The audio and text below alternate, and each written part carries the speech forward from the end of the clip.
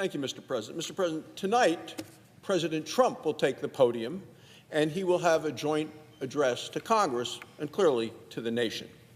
Just heard the minority leader of the Senate come to the floor and talk about President Trump's promises. Well, let me talk about those promises, promises made, promises kept by President Trump. He's only been in the office now for 7 weeks, and he has a very strong record of accomplishment in those 7 weeks.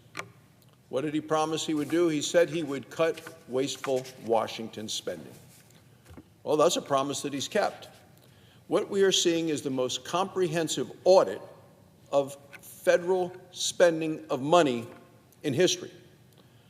This administration already in just these short weeks has identified $55 billion of savings. President Trump promised to secure the border. Well, he's kept that promise as well. He immediately began deporting criminal illegal immigrants. They're here in the country illegally, and they were criminals, heinous crimes. We're talking about murders, rapists, drug dealers. The word got out around the world. Illegal border crossings in February dropped to an all-time low. President Trump said he would unleash American energy. He's kept that promise as well. On day one, President Trump declared a national energy emergency. Now, this is going to unlock America's full energy potential. He withdrew from the Paris Climate Accord, did it once before, but Joe Biden put us back in. What we saw in the Biden administration is they applied handcuffs to American energy producers and American energy production. President Trump said, nope, we're not doing that. He's opened Alaska's vast amounts of energy for the American people. He pulled the plug on Biden's electric vehicle mandates. He reopened 625 million acres of offshore drilling. Remember, Joe Biden in the final days of administration with his midnight regulation to ban that exploration for American energy. President Trump promised to protect women who participate in sports. He kept that promise. Trump administration marks a return to common sense.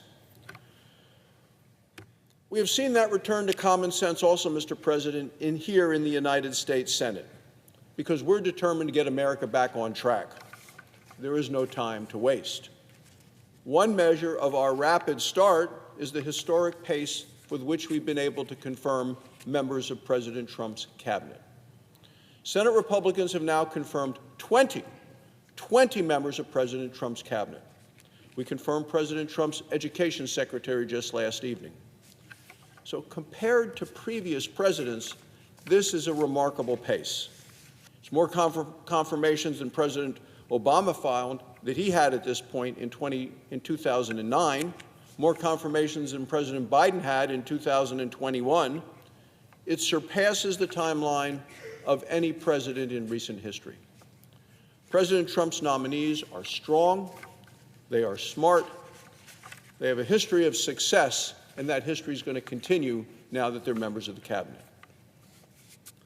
Our successes had direct impact on President Trump's agenda.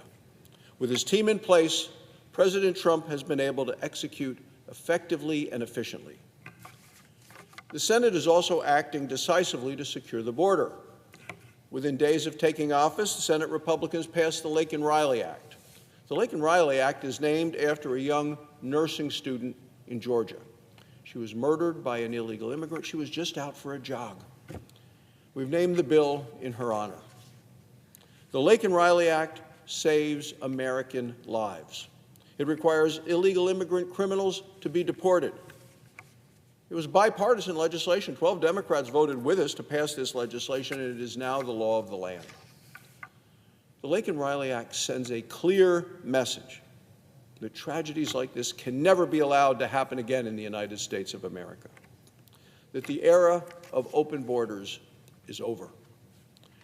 Senate Republicans mean business. After years of crises, we are now securing the border. The numbers tell the story. We are deporting illegal immigrant criminals on a daily basis. And we are also working with the House of Representatives on our shared agenda. We're delivering on the promises that we made to the American people. We're going to secure the border. We'll restore peace through strength. We're unleashing American energy, and we're going to stop the Democrats' oncoming freight train of a $4 trillion tax increase. Democrats oppose all of these things. They want to raise American public taxes by $4 trillion. Mr. President, we're going to stop that. President Trump is only, 43 days in this office in his historic presidency, an incredible comeback victory, the comeback king, as I call him, from his ability to win this election, 312 electoral votes, every one of the battleground states. And this president has not wasted a second, a minute, an hour, or a day in office because he knows how important it is to act quickly. And he's doing that. He's solving the urgent problems that are facing our nation. It's what the American people elected him to do. It's what the American people expect, and that's what the American people are seeing.